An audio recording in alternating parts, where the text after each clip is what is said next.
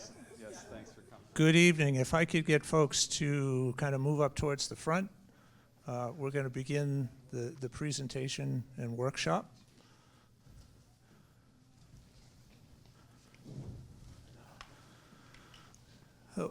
I'm Mark Berry. I'm the Director of Parks and Recreation, and thank you for coming this evening. So why are we here? We are here because in 2022, the department updated their Parks and Recreation Master Plan, and part of that included a statistically valid needs assessment. And the number one future need identified in this assessment was better connectivity throughout town. It was also the second highest rated priority for families. So we took that information and we're taking the opportunity to try to address those needs and priorities. And the way we're going about doing this is we brought on a consulting team. They have been looking at all kinds of data that we already had, crash data, Strava data, which is a software that tracks use along roads and things like that. So we know where people are, those that are reporting, we know where people are using streets and roads, and what we're going to do with all of that information is try to put together a package where the streets are safer and better connected. And at this point, I'm going to turn it over to Francisco, who can introduce his staff and talk about what they've done. All right, thank you, Mark. And sounds like the microphone's working, yeah? And we are ready to launch our presentation for our technical folks, and thanks to, we've got a fantastic technical team here that is helping us not only conduct this in person with you, but also online via Zoom for those that can't attend here in person. And fortunately, that means that we will also have a recording of this workshop available to people who couldn't view it online this evening. So with that being said, we now have our presentation is going to be launched, but while we're doing that, let me introduce myself and members of my team. I'm Francisco Gomes with FHI Studio. FHI Studio is a planning firm located in Hartford, and we do transportation planning, comprehensive planning, environmental planning, landscape architecture, and community engagement, and we're involved in communities throughout Connecticut and the Northeast in general. We have done many complete streets and bicycle and pedestrian plans across the state, and we've been fortunate enough to be working here in the town of Groton for the past several months. I am joined this evening by other members of my team, Rory Jacobson, sitting back there, and Nicole DeTore, who you may have met when you signed in. And they've been very active from the beginning of this project, so they've gotten to know your community fairly well and are really interested this evening in learning more from you about what you feel are most pressing needs with respect to walking or bicycling around your community. So our presentation is now up. I will walk you through a presentation that tells you a little bit more about our planning process, what we've been taking a look at, what we've learned, and then more importantly, we're gonna, once we get through that presentation, we're gonna break up, and I think we've got about the right numbers to break up into two groups, one group over here and one group over there. We're gonna put you to work in conducting an exercise to identify what you think the priorities really should be with respect to improving conditions for walking and bicycling in Groton. So we'll take about an hour to do that. We'll report back, and then we'll talk about our next steps in this process. So with that being said, I think we're ready to advance the slideshow. Is that right? Okay. All right, so I basically got ahead of myself because I described everything right here that we're going to do. And we have an online survey, and this is going to be a pitch for our online survey. There's a link to it from the town's website. I'll talk about, we've had some very good participation to date. I'll go over a little bit of what we heard from the survey. We asked a lot of questions. I'll just highlight a little bit of that feedback, and I encourage you, if you haven't taken the survey, to take it. So I'll spend some time talking about that as well. As I mentioned, FHI Studio, and as Mark introduced us, we're the lead consulting firm on this project. Mark is the town's project manager. We've been coordinating with him from the beginning. And Groton's Complete Streets Committee is our steering committee for this process. We meet with them on a monthly basis, and they help guide us in the process and help us make decisions about moving forward. And we have a few members of that committee in the room this evening, with Brian Kent being the chair of the committee. So thanks to those attending.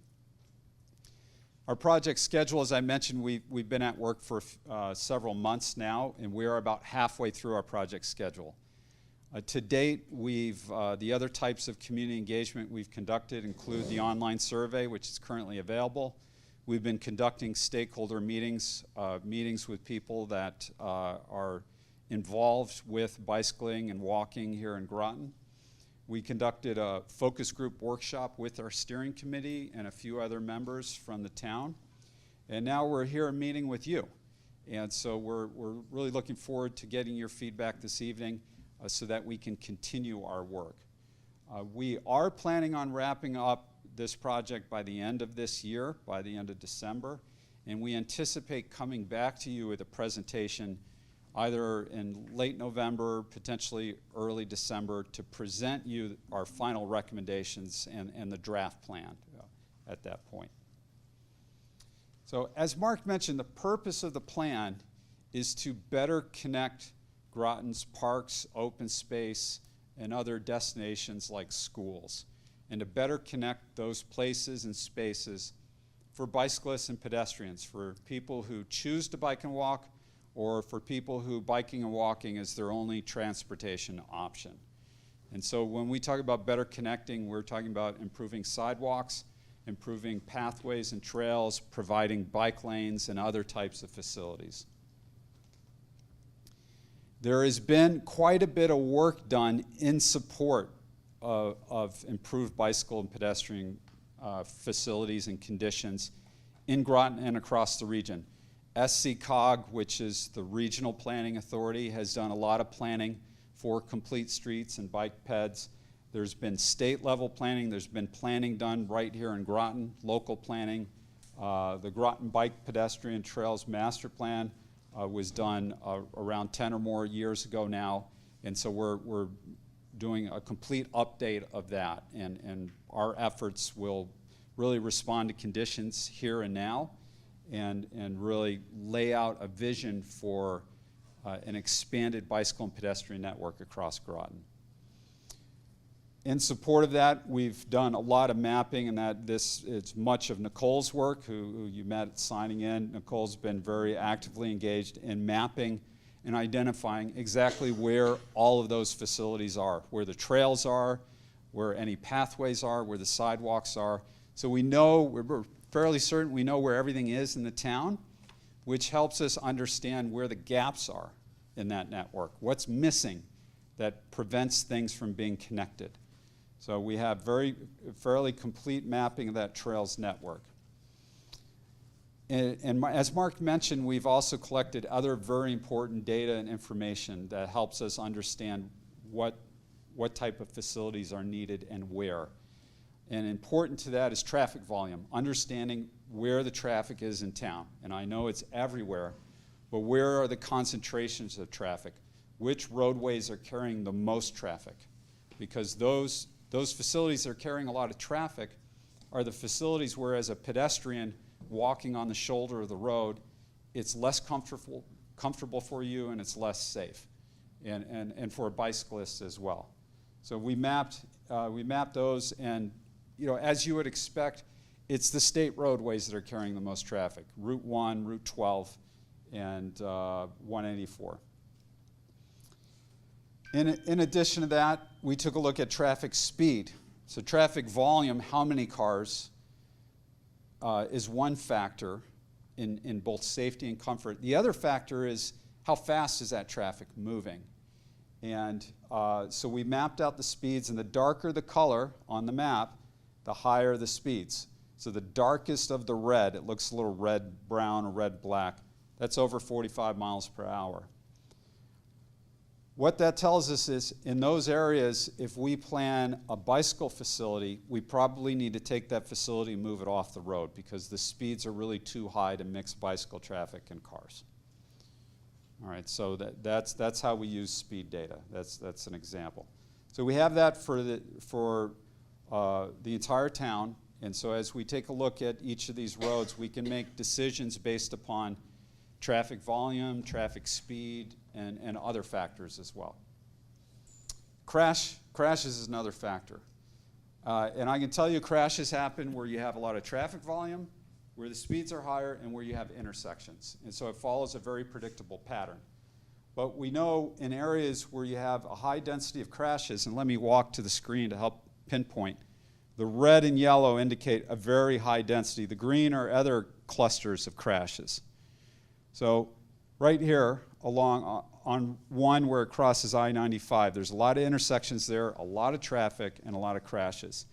So what this tells us is if we're trying to provide bicycle pedestrian connections through there, we need to be very careful with how those are planned and designed because of the nature of traffic and the types of crashes that are occurring there. We don't want to put bicyclists and pedestrians in the middle of that. So that's another very important consideration is safety. We did take a look at bicycle and pedestrian crashes. Unfortunately, you have very few. So there's not a strong pattern of those. They tend to be one-off incidents. However, we took a look at all that crash data, and generally speaking, most bicycle and pedestrian crashes occur at intersections when a bicycle or a pedestrian is crossing that intersection. Now we took all of that and we put together what's called a stress map, a roadway stress map. So we layered, if you can imagine, if we were to layer on the traffic volume and then we layer on the traffic speed and then we layer on the crashes, the combination of all those makes that roadway a stressful place to be as a pedestrian or a bicyclist, which means if we are planning bicycle or pedestrian facilities, we need to separate them from traffic as much as possible in those areas. So this map really represents all those other maps combined. And so this is a guide for us as we're planning facilities. Now, that tells us what your road network looks like, but it doesn't necessarily tell us where people need to go and where they're coming from. So that's the next part of our work, is to identify where the greatest demand for bicycle and pedestrian activity is in the town. And we know at the edges of town where it's more rural and you have fewer homes and fewer destinations, there'll just be less demand. And so those areas probably won't be a priority. It wouldn't be where you started building new sidewalks or providing bike lanes. The priority really needs to be in the areas where we expect the activity to be. Now, as Mark mentioned earlier, Strava is another data source we use. It tells us where people are bicycling and running and sometimes walking for recreational purposes because they record it with their watch and they upload it so they can show their friends how many miles they got in, how many steps they got in that week. We use that information. It tells us where people are moving recreationally, but it's one source of information. So what we also want to know is where do they need to get to and where are they likely to be coming from? And those are places where you have a high density of people, where they're clustered together. So those can be schools, right? We know we've got hundreds of people clustered in one place and we have a lot of people at the school. We have a lot of people that aren't driving and that might need to get there walking or bicycling. Retail centers, community centers like this, libraries, parks, playgrounds, all these places are attractors of trips or generators of trips. Basically, people want to get there. They may want to walk or bike there, or they generate trips. People are there, and then they want to get back home. And so another factor we look at is where do you have concentrations of housing? where are the densest areas of residential development and where are your densest populations? So we combine all of that, we do analysis in our mapping software, and that creates something called a heat map, which shows hotspots. So the darker the color, the redder the color, the greater concentration of all those places. And so what we could see is along Route 1 and along 349 and near Washington Park and near the Thames River Magnet School and to some extent up near Tollgate. We have a high demand at around Groton Middle, Fitch High School, with the high school and the middle school being a big factor. We expect to have a very high demand for walking and bicycling. Now, we might not see people in great numbers walking or bicycling, but that very much could be a chicken and egg thing. It may just be that there aren't facilities to support them doing so, or if there are facilities, those aren't comfortable to use. So this is a guide. Really, our goal is to connect this whole town for everyone, for bicyclists, pedestrians, and it's already well connected for automobiles for the most part. The question is, what are the priorities? Where do you start? What is the first thing you try to build or get funding for? And this map helps guide us in that. And so these areas that are the darkest red or salmon color, pink, that's probably where we're going to start in our recommendations as to where to concentrate efforts initially. But as I mentioned, we're developing a plan for the whole town. And those opportunities, much of this would likely be funded with grants, for which there are many grant sources available. We've compiled an inventory of those grants, and I think going into next year's fiscal year and future grant cycles, the town with this plan will be in a very good position to secure grant funding. It's really important to have a strategic plan, a comprehensive plan, and it really can mean the difference in securing funding or not securing it. So we think the town's going to be in a very good position to actually get grant funding from various sources, state, federal government, to support the development of the facilities that we'll be talking about this evening. So as I mentioned earlier, we have an online survey. Over 500 people have participated. If you have not participated, please do so. Encourage your family, friends, neighbors to participate. We ask a range of questions about bicycling, walking, and getting to and from here in Groton. And this information is incredibly helpful to my team and to the town. We're going to document all of that. We'll have a summary report of that will be made available once the survey is closed out. And we plan, it's been open now for a few months. We plan to keep it open for the rest of this month, and the rest of this month is coming to a close in a couple of weeks. So please do participate if you have not already. As I mentioned, I want to go over a little bit of the feedback that we've heard to date. And we asked a dozen or more questions in the survey, so I just have a few I'd like to highlight. We asked people, while bicycling on Groton's roads, what problems do you regularly encounter? And the top two responses in the red, and the bullet points there, are lack of bike lanes, right? I just don't have my own space to bicycle, which means you have to share the road with cars, or if there's a sidewalk, maybe you're on the sidewalk. And drivers pass too closely. And part of that's culture. Drivers should really give bicyclists 3 feet or more. And part of it might be that the road's so narrow and there's not much of a shoulder that drivers don't have much room to pass bicyclists. We also asked what types of improvements will encourage you to use the town's trails or bikeways more often. The town does have an extensive network of trails and other types of pathways and bikeways. And so what would get people to use it more often? And the top response overwhelmingly in the red were better connections to and from those. So not everyone can get from their home to some of these trails without having to drive a vehicle, assuming they own one, with their bike or to drive there to walk it. So doing a better job connecting the various trail networks together and connecting neighborhoods to the trails network is what people see would improve use of those facilities. We also asked what types of improvements would encourage you to walk or run on or alongside Groton's roads. And to no surprise, people said, well, more sidewalks. Right? That's one of the big issues. You have to walk in the road on a lot of roads. You don't have your own space. And then even for some of the roads that have sidewalks, people said a larger or better buffer, more separation between the sidewalk and the edge of the road, because many of the sidewalks are right at the curb and traffic is a couple feet away. So more separation from that traffic. Those were the top two responses.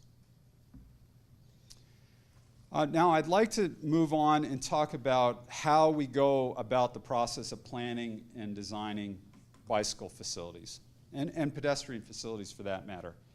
And there's a wealth of resources, and fortunately the federal government and the state for that matter have been very active over the past decade in investing in providing guidance to engineers, planners, designers, and municipalities. And that comes in the form of many guidebooks that we follow.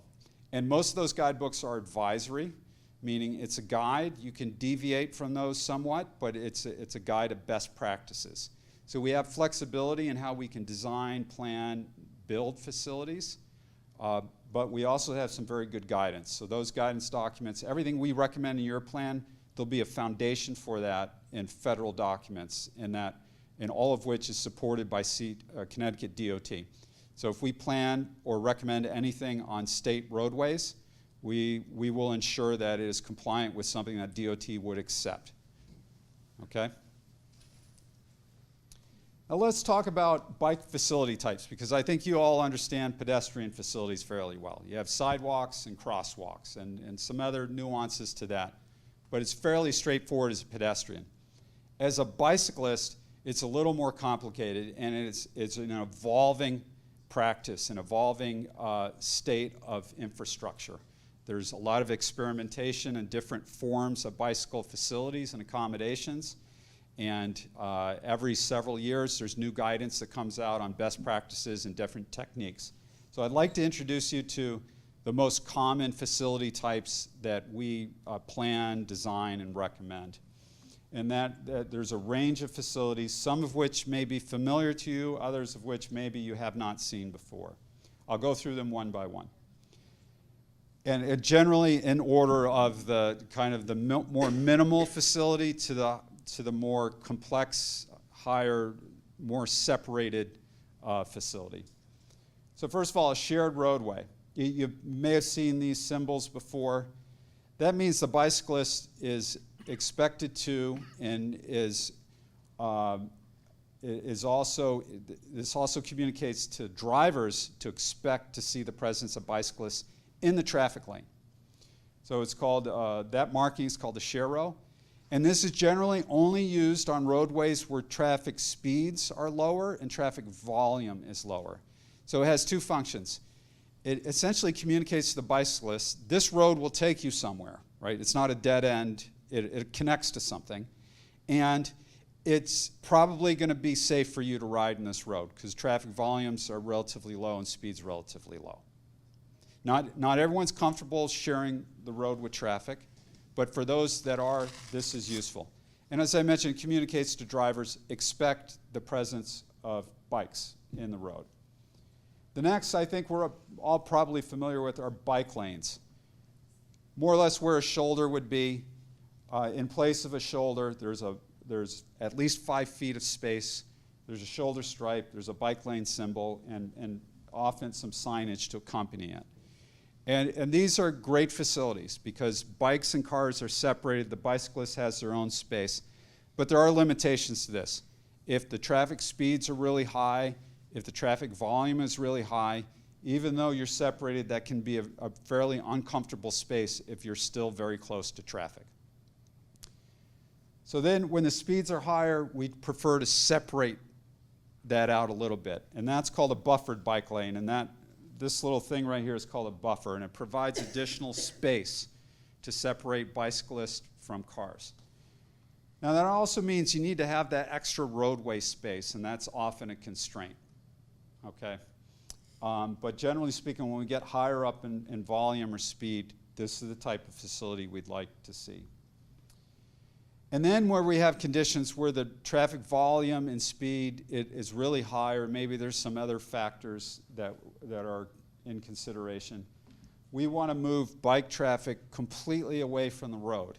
This is an example in New Haven where this all used to be part of the road. There were 4 lanes of traffic. It was road dieted to 2 lanes, and the edge of this road was used for a 2-way bike lane with a buffer area and some planters to separate things out. You really have to have the right-of-way or roadway space to make that happen. But we'll be, in the course of our work, we'll be looking for those types of opportunities. And then finally, there's side paths. Side paths are a great tool. It's a shared facility for bikes and pedestrians. They share it. And it's really like a wide sidewalk, 10 feet wide usually. Very often it's paved with asphalt to be smoother for bicyclists. And otherwise it's a lot like a sidewalk. And the great thing about these facilities are that you can get bicyclists off the road, and it's in the place of where a sidewalk might otherwise be. So you can fit them in to much narrower rights of way where you don't have a lot of room. If you have a choice of a sidewalk, if you can make that wider and turn it into a side path, then you can also accommodate bicyclists. And we've seen some opportunities for that here in Groton.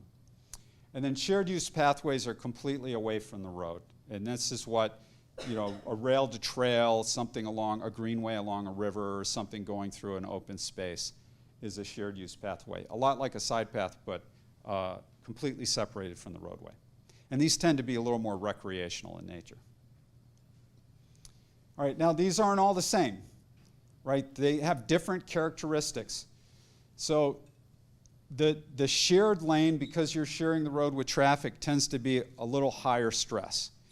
And when you get completely off the road on a side path or a separated bike lane, your stress level tends to go down and your comfort goes up. So when you're higher stress, you're lower comfort, higher comfort, lower stress. And they have different characteristics as well. And so these are the characteristics of these facility types. Our goal is always low stress, low risk. That's the goal. Some facilities are high stress, high risk, and we don't want to plan any of those. We want to completely avoid that. In some situations, perhaps there's just no way to avoid a high stress facility because there's a lot of traffic nearby, but we want it to be low risk. And also there might be other scenarios where it's low stress but higher risk because of traffic. Generally speaking, this is where we want to be. Low stress, low risk. So I'm not going to get into this in detail, but it's really important information. There are many important safety considerations we take into consider when planning a bike network, and safety is the #1 consideration. First of all, most crashes occur at intersections, bike crashes. A much higher share of bike crashes happen when a bicyclist is riding opposite of traffic. As a bicyclist, you're taught to ride with traffic. When you're riding, unlike walking, right? Walking, you generally want to walk if you're on the road opposite traffic. It's different with bikes. So we have to be very careful about planning facilities that put the bicyclists on the wrong side of the road. All right, that's a very big factor. Sight lines are incredibly important. Bicyclists tend to get hit by people that never saw them. That's overwhelmingly, those are the crashes. The person that hit the bicyclist never saw them or didn't see them until it was way too late. So visibility and predictability are the #1 considerations. So everything we recommend will be with that in mind. And the rest, this will be available, this presentation will be available online. You can read in those details, and I think you'll find this information very, very interesting. Now the state provides us some guidance on what type of facilities to use and where in response to traffic speed and traffic volume. And we actually worked with the DOT to develop this guidance, and it's based upon other federal guidance and research. And long story short is The higher the speeds, the higher the volume, the more separated you want to be with bikes and pedestrians from traffic. And the lower the speeds, the lower the volume, the closer you can put bikes to traffic. And that's the basics. So that's the guidance. Once again, it's all here if you want to explore it in more detail. Now, with taking all that into consideration and using that state guidance, we've developed a draft recommended bicycle network for Groton. And it shows different facility types. In here in the pink or magenta, because these are high volume, higher speed corridors, we are recommended separated facilities. Now we still need to figure out if those are feasible and what type of separated facilities and how that would be accomplished. In other areas, we're recommending in the blue, shared roadways, in the teal, just regular unbuffered bike lanes, in the orange, buffered bike lanes. So we have an idea of how we can connect the town and with what types of facilities. And now you have a lot of roads in town that really don't need a dedicated facility. You don't need signs and paint and markers because they're local roads, they're little neighborhood roads, they have very little traffic. Kids are already bicycling there on their own safely. So we don't need to designate facilities on every road in town. But we need to establish a network that allows people to get north, south, east, west, and get from park to park or school to neighborhood. And so this recommended network does exactly that, and also connects to your existing trails. So the idea is you'd have lots of choices in how to get around town. All right, here's a closer look at that. And these same maps are on the table, and we'll get into these in detail in a moment in our breakout session and in the lower part of town. So you'll see network connecting all these different destinations. Now, sidewalks are a very important part of this to accommodate pedestrians as well. And once again, in these red, this heat map, this is our demand analysis.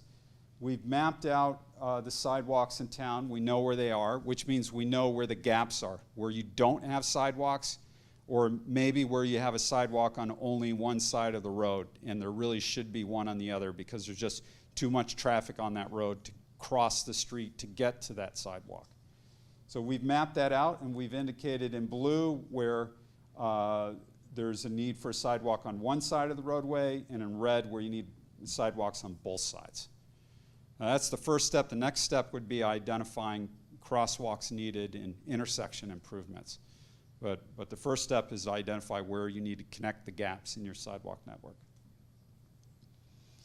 Okay, with that being said, we are going to go to the breakout sessions. And as I mentioned earlier, we have two tables that are immediately behind you. I'll first give you some instruction, and then I'll just ask you to kind of evenly divide into, looks like maybe half a dozen or so people at each table. And we're going to take about an hour for this part of it. And the first thing that we'll do is we'll talk about what type of bicycle and pedestrian improvements are a priority for you and why. So we're not going to get into specific locations just yet. We'll just talk about, is it a sidewalk that you really need? Is it more pathways? Is it trails? Is it trails in parks or in open space areas? Would you like to see bike lanes? And just speak for yourself personally, or speak for your family or your friends or your neighborhood from your perspective. What's really a priority? What does this town need to improve? Okay, so that's the first part of it. So let's break out now, and we'll spend about 15 minutes on that discussion, and my team will take notes. And then I've got another question for you after 15 minutes. And we're going to after 15 minutes, then we'll talk about where. Okay, where is a priority? Now we know what the priority is, where in the town, and then we'll look at the map, we'll pinpoint areas, and then we'll take things from there. Sound good? Okay, you guys are great. Can I make a Yeah, comment? yes, comments and questions. Before we do that, comments and questions. Yes, sir. Well, it looks like there's a light in the future. Because I went to Texas, my son moved there temporarily. Every condominium complex, they have a walking trail. Good. So it sounds like everybody's healthy, stress-free or something. They just walk around their complex. Bike trail, You know, there's like a basin for water to overflow. Yeah, yeah, around that. Around. Yeah, So that's kind of nice. They said, I wish we have that in Groton. Now it seems like I didn't talk about it, it just came up. yeah, And that's kind of nice if you're doing that. Another thing is probably improving the Poquonic walking trail. Yes. There's a lot of puddles. okay. If you're gonna do like asphalt or, Well, I'll tell you what, you're getting into detail. Hold that thought, and let's get into it in the breakout okay. sessions. Another one is, the whole Washington Park is Yeah. also you can make an oval. I'm Okay. talking about like, if I'm a beginning biker, Yes, sir. my son told me, where do you wanna go? Where You do I want start? 25 miles or you want Yeah. 10 miles? So Yes. you got choice. I'm a Okay. beginner trying to develop I'm 71 years old, by Okay. the way, so. All right. He said, well, let's go to a 25. That's for advanced biker. Yeah, Now, I'd like to see also, just by you talking, yeah, they are in Cyprus, Houston. They're like 3 hours to the beach, yeah. the drive. If you can make a bike rail just for that, using the New London Ocean View to go Sure. out and go inside, go back, So- that is a nice one. You brought up a very important point. While we're focused on Groton in our work, Right. we are also thinking about those regional connections. So the network that we planned also anticipates connecting to the surrounding towns. You know, by example, the Gold Star Bridge will have an improved bike pathway and pedestrian pathway built on it, right? And that'll provide a connection across the river. So we'll be thinking about connections east, west, and north as well. All right, so let's get into some of those details in the breakout session. So let's go to our tables now, and we'll get right to it.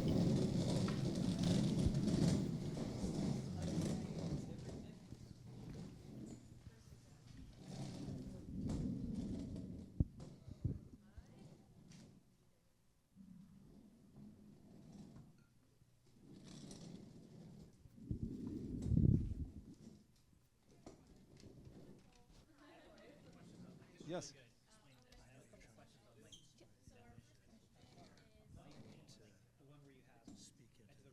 Okay, Yeah. I think so, Yeah. yeah, so are they pausing it? Correct. He was explaining something like Correct. it was gonna pause.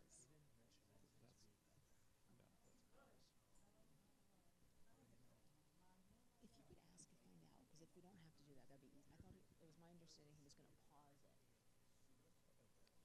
But I can find out and then let me know. Thank you.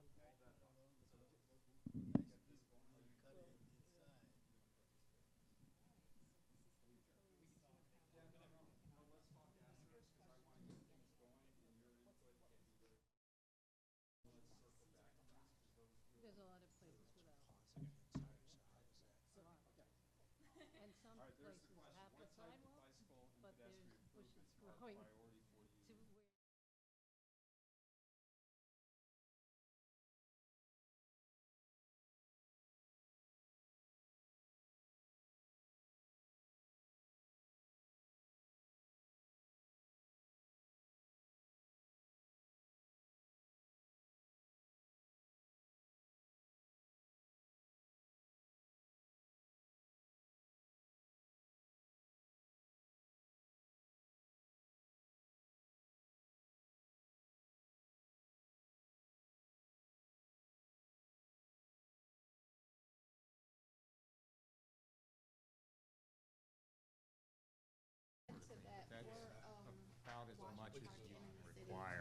All right, everyone, let's wrap up those thoughts, and now, and you may have gotten a head start on us already, but now let's think about those improvements we just talked about.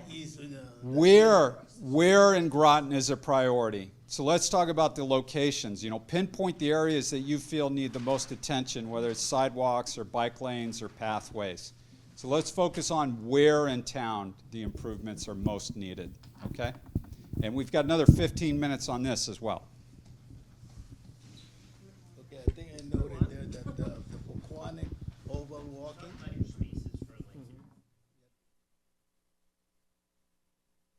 This, I walk here every I can. But this is a lot of puddles. This, I mean, if you can, yeah, if you can make, although I like to walk in the beach, to run in the beach, sand, this is easy for your legs and knees. I don't know if you wanna work on that, or change to asphalt, or maintain as the drainage system problem, actually. So that path, the conditions aren't great. Not great, but it's a great place.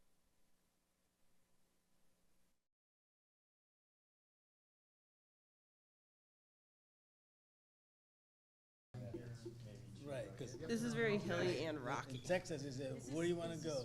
Bike trails, 5, So bike trails, 3? we've gotten started on this already, so let's just keep doing it. And that is, let's take a look at the bike network that we've recommended, and tell us, where we got it right, or if we should add a corridor. We already identified a couple roads that we felt over here should really have bike facilities as well. So let's take a look at that, and let's look at our sidewalk map. Are there other gaps that should be closed? Other roads where the sidewalk should be improved, or a sidewalk on the other side of the road also installed? So let's really break down what we've proposed and tell us how to improve it. All right, and we'll spend the next 25 minutes on this, and then we're going to report back our findings to each other so we know what the other group was working on. All right? Thank you.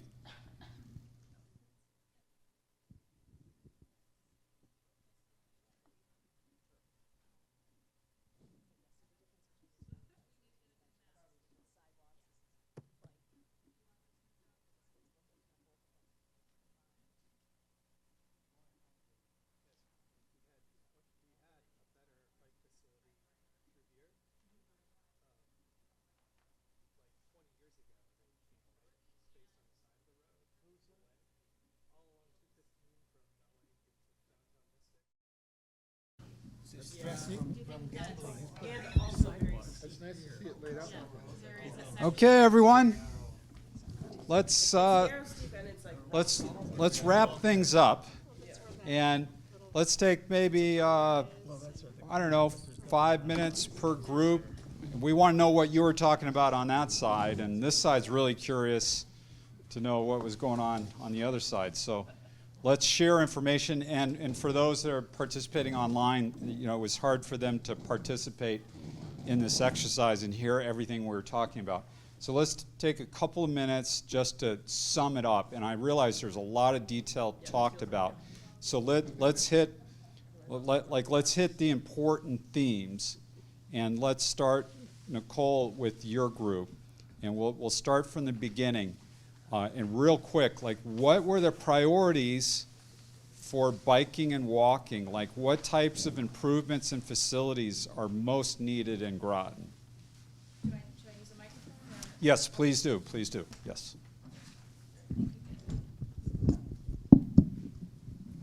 So the first thing that came up for us was maintaining the shoulders, just in terms of the roadway condition for bikers who are using it. We just want to make sure those are clear and safe for riders to use.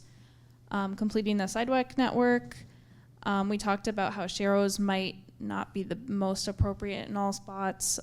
Some people don't feel comfortable with sharrows, so where we can propose designated facilities like bike lanes or separated facilities, that would be more preferred for people who are riding on the roadways. Also having some sort of signage for if we're going to switch facilities on the roadway, some warning signs or some sort of signage that can help riders know what's coming next if there's going to be a change in facility. We talked about driver education, not really a facility type, but just another thing that people think is important in the town, just so drivers are giving appropriate room for bikers and following the rules of whatever facility is put in place in the roadway. We talked about online resources for whatever network gets proposed. And I think that might be about it. We also talked about new developments and if those could somehow have criteria for proposing or including sidewalks as a part of their projects, because there's Okay. a lot of new pipeline development on Route 1 specifically, so. All right, and now let's talk about specific roads and areas of Groton. Where did people think we need to, recommend more facilities, or we didn't quite get a recommendation right? Like, what were the areas and the roads you talked about need more attention, or we need to take a closer look at? Yep, so Route 1 came up right away. Specifically, we talked about the section from what is referred to as Hamburger Hill to Big Y. So that's Long Hill Road, and that's the segment between, there's an existing side path on Route 12, and then the one that's by the community center. So that would be a gap that we could really connect and create a continuous network there. By Charles Barnum School, there's some need, Tollgate Road, and specifically the intersection of Tollgate Road and Route 12. And we also talked about Ring Drive. Okay. And I think that's near Fort Hill Road. We talked about that, how that's kind of a tricky area, but not necessarily a high priority area. Okay. And so did you hear from the participants that we need to look at even more areas, more than what we currently laid out? Like there are other roads and other off-road connections that we should consider? Yep, we did talk about looking more into open space and see if we can connect Okay. through open space, which will be a next part of our project. In terms of priority areas, we said Route 1 was the highest priority. Haley Farm would be another big connection that kind of feeds off of that. 184 was another big spot that is specifically for commuters, something that would be important to Okay. prioritize. Fort Hill, Route 117, Sandy Hollow Road was another one that came up. Okay. But those were our first ones, were our main priority areas. All right. Fantastic. All right. Rory, at our table, what did we start with? What type of facilities, what type of improvements in general did people want to see? Okay, great. Yeah, very similar conversations. It seems like both tables were having.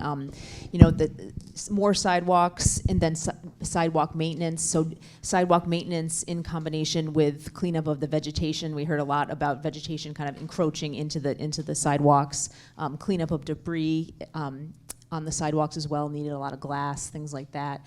Also noted that there's in many locations placement of signage actually on the sidewalks, which gets in the way of people walking. So sort of, this is the signage for cars that's actually like placed very awkwardly in the walking area of the sidewalks. Also talked a lot about reconfiguration of intersections, just for, in adding better pedestrian amenities. So we talked about the need for more ADA, American with Disabilities Act accommodations, things like ramps, et cetera. We talked about long crossing distances. So, in a car you don't really realize, but the wide roadways with these big, long, wide crosswalks can be very challenging to get across.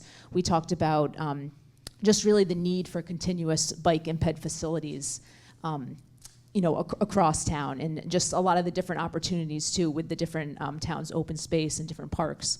So some connections to some of those as well were definitely priorities. All right, and then when we talked about where, and I'm happy to jump in here, our group had some very great ideas on where we could even look further to build an even more complete network.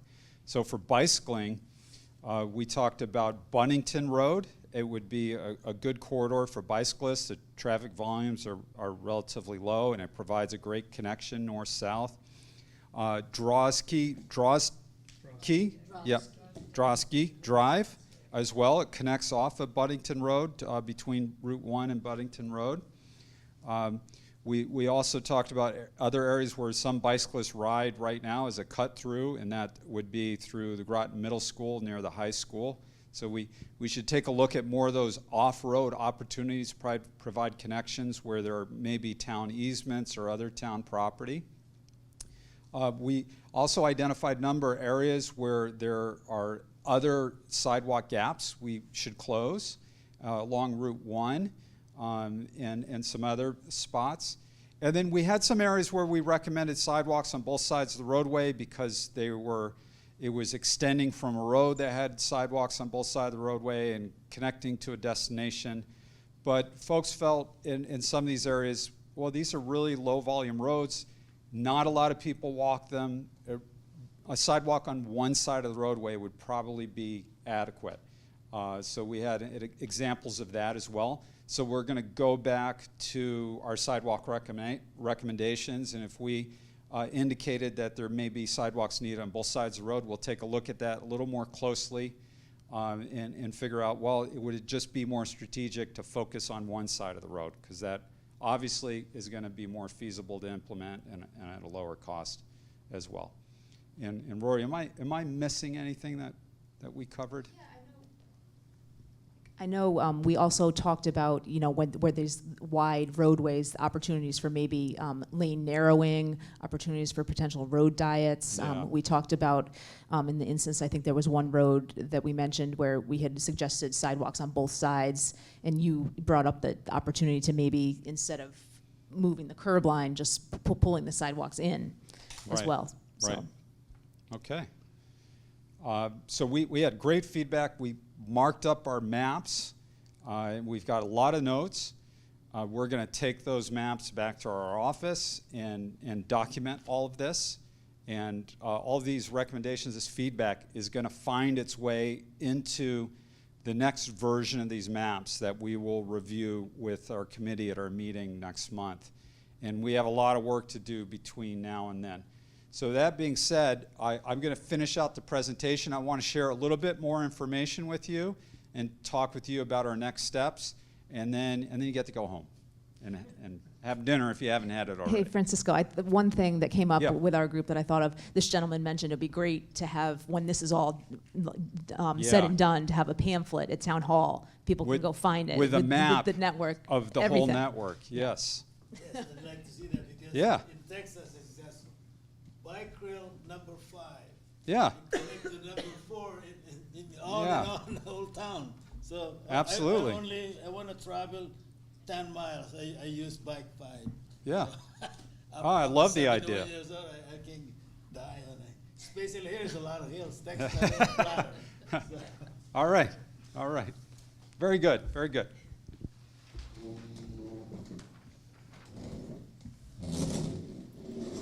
Okay. Now, as part of this project, we will be planning something called demonstration project. And a demonstration project is intended to get people excited about making improvements. This picture right here was a demonstration project we did on Main Street in Hartford, and our firm led it. We had a bunch of volunteers that came out as well. And we took a real wide section of Main Street where people were speeding or passing people on the right side and going around the corner real fast. And we took like 20 feet out of it, and we painted it. And we put up posts, and we kept it in place for about a year. And then the city ultimately went back and they moved the curb and gave all that space back to pedestrians. And we had effectively proven that it would work, and traffic would work fine, and the fire trucks could get around the corner, and the buses could still run fine. And so that's the idea of these demonstration projects, is to get people involved in actually making change now. Like, you don't have to wait 5 years until you get grant funding, but let's do these small changes now that show people that change is possible. So we're tasked with identifying demonstration projects, doing some of the design work, and then handing them off to the town to implement. And so far we've come up with 3, and we're looking for opportunities for more. So if you have ideas, tell us to them tonight or give them some thought, and oh, very good. And then send them over to Mark, and he'll be happy to forward them to us. So that as I mentioned, we've identified 3, and there are different types of projects. The first one would be something called a traffic garden. And I'll show you in a minute what that is and what that would involve. The next one would be crosswalks and bump outs. So it would be reducing the size of an intersection to make crossing for pedestrians easier and to slow turning traffic. And the third one, very similar, is more of a traffic calming for everybody, bikes, pedestrians, vehicles, just calm things down. I'll go through them one by one. And they're scattered through town, right? A couple of projects down in the center of town, and then one up here near the river and I-95. And our fonts are a little different on this computer, so they're moving around. So I apologize for that traffic garden being over the text. Traffic garden is a place for children to learn how to ride their bikes and to practice riding their bikes. It's off the street. It's like a playground for bicycles. You could do training there, or kids could just ride on their own for fun. They get to practice in a safe environment the rules of the road. So that's the idea. We're really excited about this, and this is the first project we want to do because it's just going to be a fun project. We found a fantastic location, and that would be at the former Claude Chester School. And we looked at a couple options there, including the roundabout, and then people rightly pointed out, yeah, people use that to park, or the cul-de-sac, I mean. So we're now focusing our efforts on this paved playground surface, which is ideal because it's completely separated from traffic. And so the concept is this. The concept is on this paved surface, and there's a fence here that keeps cars away, there's a playground structure there, is we paint out this road network for bicyclists, and kids get to practice going through a stop sign intersection, going around a little roundabout, and they practice yielding to pedestrians at the crosswalks, and we have paths for pedestrians going from the parking lot to the playground, and it's going to be a real fun project. And it's very low cost, and we're planning on doing it this fall. And we have a tentative date of the first week October. We still have to get everything lined up to commit to that date, and it'll be a weather pending thing. But once that moves forward, we'll be sure that everyone knows about it, and we've got room for about a dozen volunteers, and anyone's welcome to come out and watch and say hi and encourage those people that would be rolling out paint. So that this is going to happen hopefully very, very soon. The next location is at Depot and Fitch Avenue. Depot Road, Fitch Avenue, and Providence, I believe, is the other crossroad, Providence Court.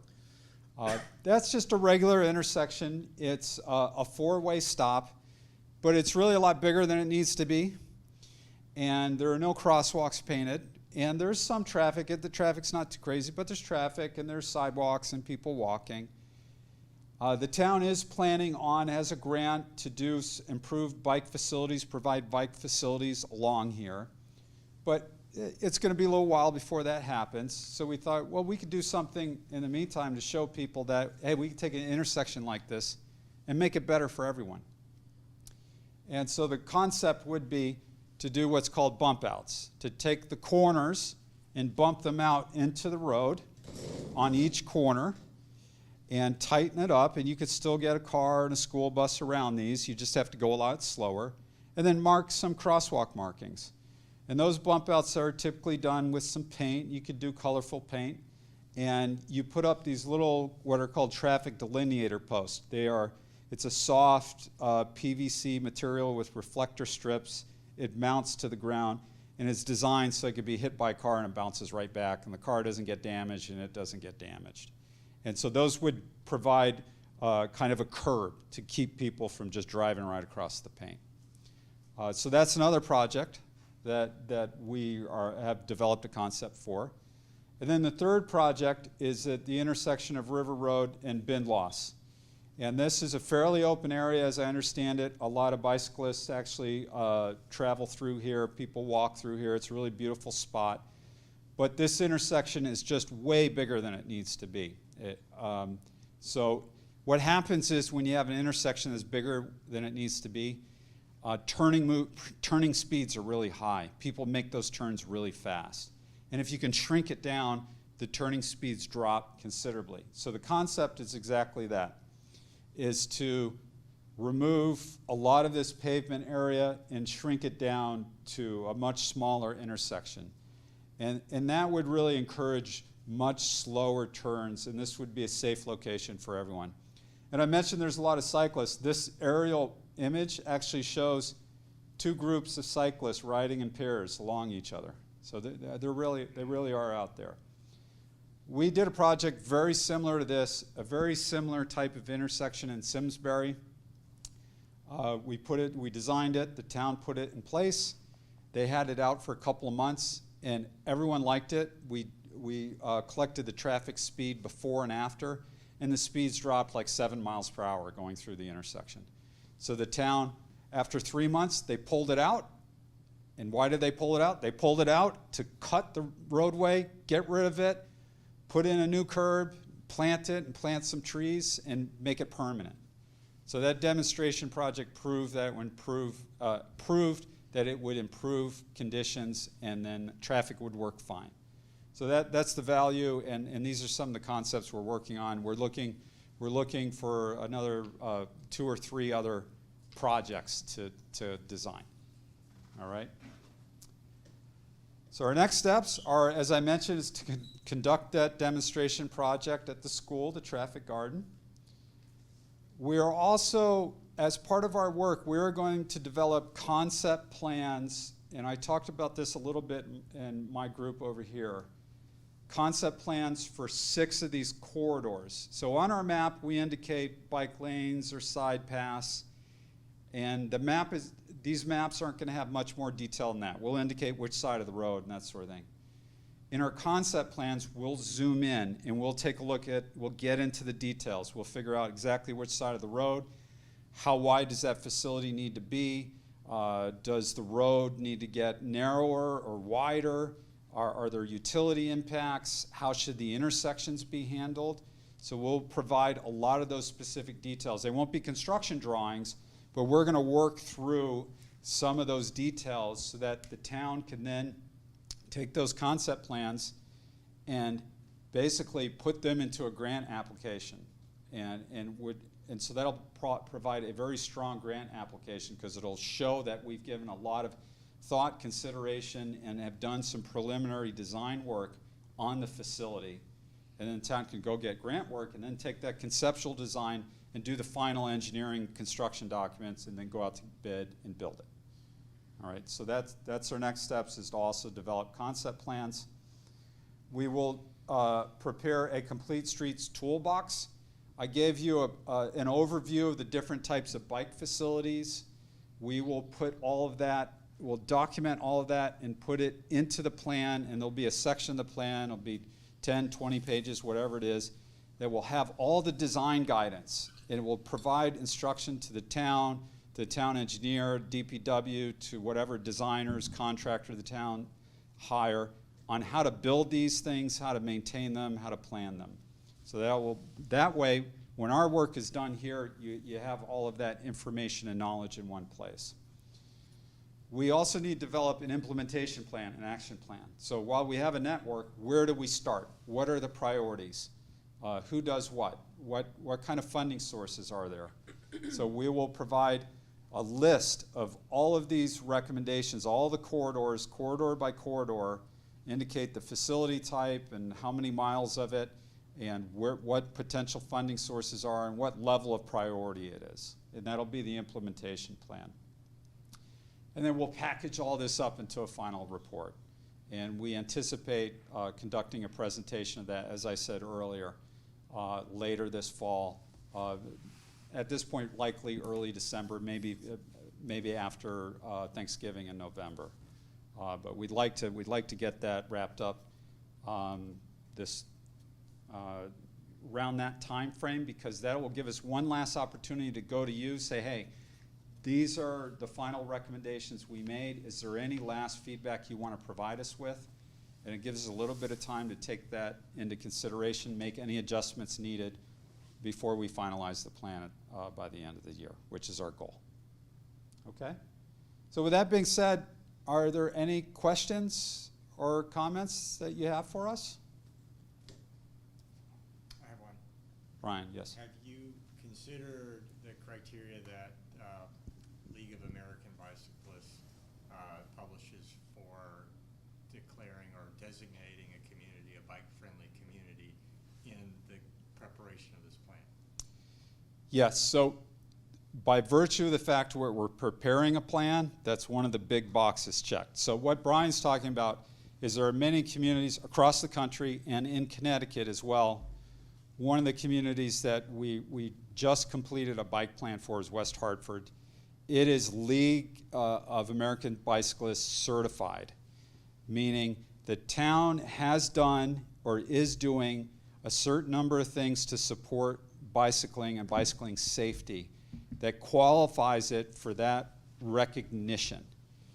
And there's not $1 million that comes with that, but there's a commitment on the basis of the community, and there's acknowledgement. And that level of recognition can strengthen a grant application, strengthen a community's chance of getting funding, because it demonstrates a commitment towards improving and providing safe bicycling facilities. So in the course of our work, by virtue of the fact we're developing a plan, we're meeting one of those fundamental criterias. Other criterias include a complete streets committee, which the town has, so that's another box checked. And we're going to be mindful of some of those, what those other criterias are, and to the extent that we can satisfy those in developing this plan, we certainly will. Okay. Any other questions or comments? Well, we started about 3 minutes after, and it looks like we're finishing about 3 minutes after. So it looks like we upheld our end of the bargain on this being about a 2-hour workshop. And there's one, did I see your hand raised back there? Okay, yeah, all right. Well, thank you, everyone. Please stay tuned. We've got, town has communications a department that's really been trying to push out information about this process. The town's website has been a repository for much of this information. And so please do check in on the Parks and Rec website for this presentation. We'll post online, and anything else that we produce will be available online, including the survey link, which is available for another 2 weeks. Okay? Thank you, everyone. Good night. All right.